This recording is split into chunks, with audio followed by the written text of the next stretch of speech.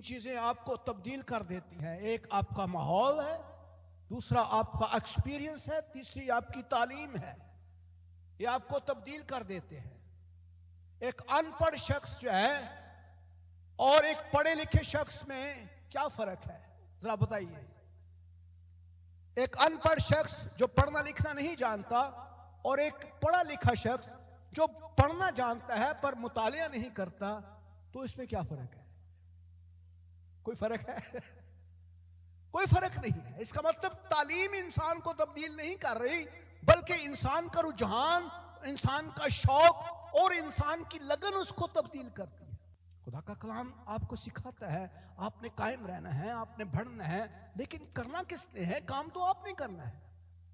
شوق آپ کے اندر ہونا چاہیے. آپ کا ماحول جو ہے وہ بہت ضروری ہے. اچھا ماحول اڈاپٹ کریں.